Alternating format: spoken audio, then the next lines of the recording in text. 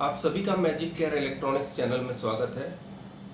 और मैंने देखा है आपने काफ़ी प्रशंसा भी की है मेरी इस चैनल की, बढ़िया नॉलेजेबल वीडियोस आप तक पहुंचाने के लिए। आज का जो वीडियो है वो बेसिकली एक 32 इंच के सैमसंग एलईडी टीवी के ऊपर है, जिसमें फॉल्ट कुछ इस तरह का था कि पिक्चर नहीं आ रही थी, आवाज़ आ रही है, बैकलाइट जल रही है, चैनल चेंज करने की जो साउंड्स हैं वो साउंड हमें सुनाई, पिक्चर नहीं आ रही है। ये फॉल्ट इतना अनोखा है कि आपने कभी इस टाइप के फॉल्ट मुझे नहीं लगता किसी ने देखा होगा। ये फर्स्ट टाइम मैं इंडिया में ये इस टाइप का फॉल्ट आपके सामने रखने जा रहा हूँ। आप ये देखेंगे कि इसमें ये बैकलाइट आ गई है और आवाज़ भी आ रही है, आप सुन सकते होंगे। पिक्चर नहीं आ रही है ना, ऑन स्क्रीन डिस्प्ले इसमें नज़र आ रहा है हमें। इस टाइप के फॉल्ट्स को हम कैसे रिपेयर करेंगे, स्टेप बाय स्टेप तरीके से मैं आपको बता देता हूँ। पहले आप सुन रहे होंगे कि दोनों स्पीकर जो है उसके थ्रू आवाज़ आ रही है और बैकलाइट भी जल रही है। इन छोटे छेदों के थ्रू आप देख सकते हैं, बैकलाइट यहाँ आपको नज़र आ रही होगी इन छेदों के थ्रू। तो बैकलाइट भी है लेकिन पिक्चर नहीं है। आइए पहले प्रॉब्लम की शुरुआत जो हम तरीके से करते हैं नो पिक्चर कंडीशन के लिए वो देख लेते हैं। क्योंकि साउंड आ रही है इसका मतलब यह है कि प्रोसेसर जो है वो अच्छे से काम कर रहा है। अब खाली देखना यह है कि आखिर क्या है जिसकी वजह से हमें नो पिक्चर का प्रॉब्लम यहाँ नज़र आ रहा है। मैं ये चेक कर रहा हूँ RX0-, आप यहाँ देख सकते हैं RX0- जो है वो वीडियो सिग्नल आ रहा है। RX1-, यहाँ आप देख सकते हैं ये भी वीडियो सिग्नल आ रहा है। मैं इसे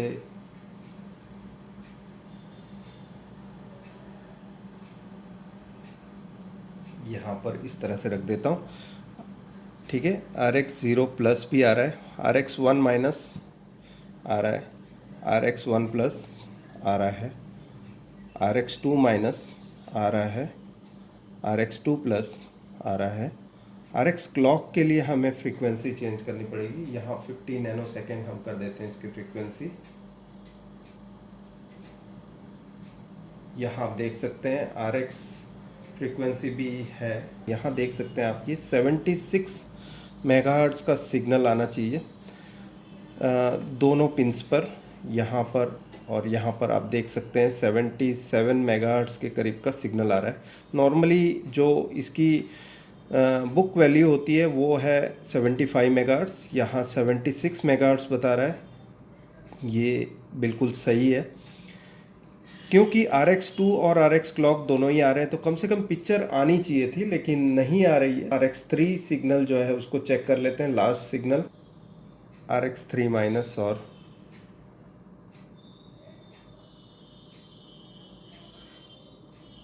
ठीक है, RX3- और RX3+, ये RGB सिग्नल है। ये दोनों ही RGB सिग्नल एब्सेंट है इसमें। RX0- अभी भी आ रहा है इसमें, RX0+ जो है वो आ रहा है, RX1- RX1+, RX2- RX2+, clock भी आ रहा है। और क्लॉक के अलावा जो RX3 सिग्नल है वो एब्सेंट है। यहाँ आप देख सकते हैं ये दोनों ही सिग्नल जो है हमें नहीं नज़र आ रहे हैं इसमें। सो यहाँ पर गड़बड़ी जो है RGB सिग्नल की है। और यहाँ शॉर्ट नज़र आ रहा है, या आप यहाँ देख सकते हैं ये शॉर्टिंग।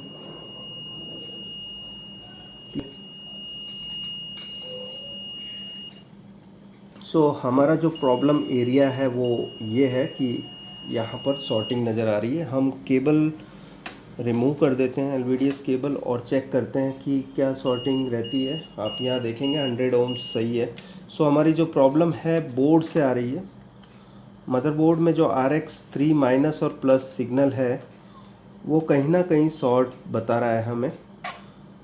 हम केबल को यहाँ से रिमूव कर देते हैं और चेक करते हैं ये 100 ohms सही है क्या, केबल की शॉर्टिंग देखने के लिए। यहाँ आप देख सकते हैं यहाँ शॉर्टिंग नहीं है, यहाँ देख सकते हैं। शॉर्टिंग हमें यहाँ नज़र आ रही है। आईसी की तरफ से ही हमें शॉर्टिंग मिल रही है। ये आईसी जो है इसके अंदर डिफेक्ट है। इस फॉल्ट को हम कैसे दूर करेंगे वो देख लेते हैं। अभी हमारी केबल लगी हुई है और वीडियो केबल। अभी मैं LVDS केबल चालू में आपको यहाँ बता दूँ, चालू में मैं इसे निकाल रहा हूँ और मैं दोबारा लगाता हूँ तो क्या पिक्चर बनती है। तो आप देखेंगे कि यहाँ पिक्चर कंप्लीट बन गई है। ठीक है। सो ये टाइप का सिम्टम फर्स्ट टाइम मेरी लाइफ में मुझे नज़र आया कि ये जो प्रॉब्लम है, जैसे अभी हम बंद करके स्टार्ट करते हैं फिर से ये वैसा ही हो जाता है जैसे कि यहाँ आपको नज़र आ रहा होगा।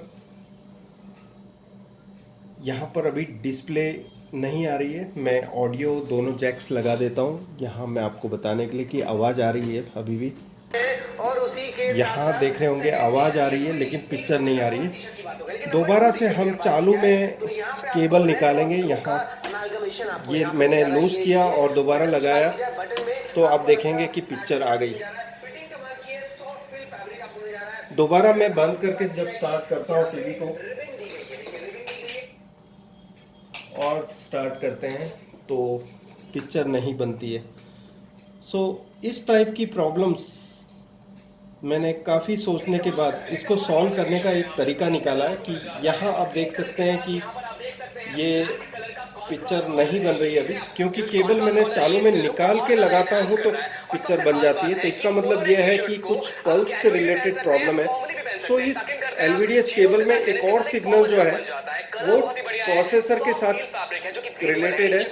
मैं आवाज़ यहाँ केबल आवाज़ की केबल निकाल देता हूँ ताकि मैं आपको बता पाऊँ क्या प्रॉब्लम हो रही है। जब हम चालू में लगाते हैं तो ये कुछ पल्स रिलेटेड प्रॉब्लम है जो कि प्रॉब्लम कर रहा है। तो इसकी जो 2 नंबर और 3 नंबर की पिन है, डेटा एंड क्लॉक पिन, जो प्रोसेसर के साथ कनेक्टेड है, इस पिन को अगर जो हम अलग कर दें तो क्या चालू मतलब हम जैसे केबल लगा के जब चालू करते हैं तो क्या पिक्चर बनती है नहीं, वो देख लेते हैं। तो पहले मैं केबल निकाल लेता हूँ। आपको बता दूँ डेटा एंड क्लॉक पिन जो है वो इसकी 2 नंबर और 3 नंबर की पिन है। तो मैं पतला बारीक सा एक टेप ले लेता हूँ जिससे कि मैं ये 2 पिन को कवर कर सकूँ।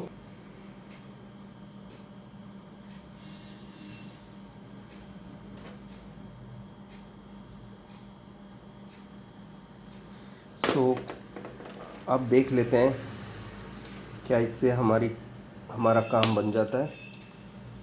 तो यहाँ मैं जब इसे टीवी को ऑन करता हूँ तो यहाँ आप देख सकते हैं सैमसंग लिखा हुआ आ गया और पिक्चर बन गई है।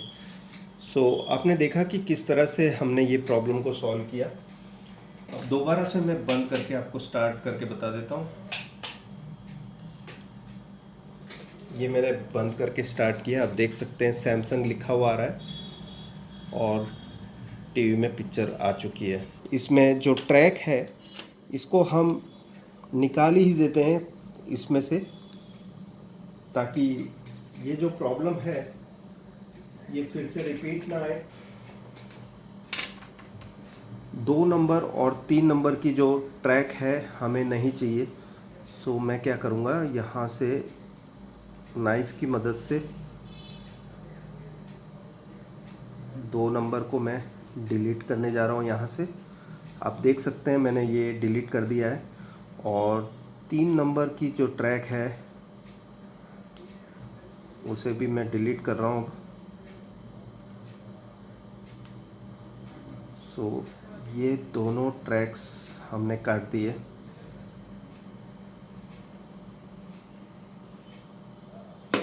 सो ये मैंने पिन अलग कर दी है, आपको मैं दिखा दूँ।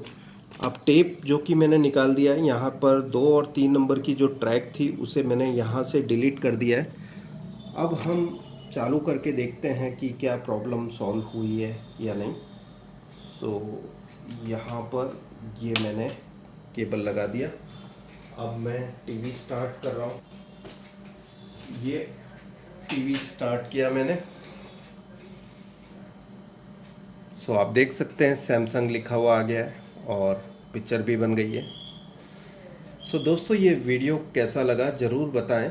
अच्छा लगता है तो लाइक कीजिए।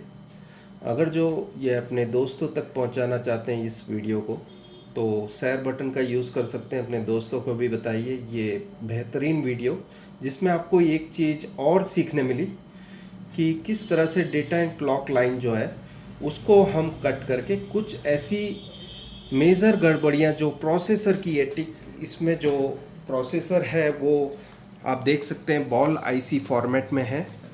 इस प्रोसेसर से आने वाले जो RX3 सिग्नल है, यहाँ से ही सॉर्ट है आईसी से ही, हमने केबल को डिस्कनेक्ट करके देख लिया इस प्रोसेसर का, उसे हमने रेक्टिफाई कर दिया है। प्रॉब्लम सॉल्व करने का जो तरीका मैंने आपके सामने रखा, कैसा लगा ज़रूर बताना दोस्तों। शुक्रिया दोस्तों ये वीडियो देखने के लिए, थैंक्स अ लॉट, बाय।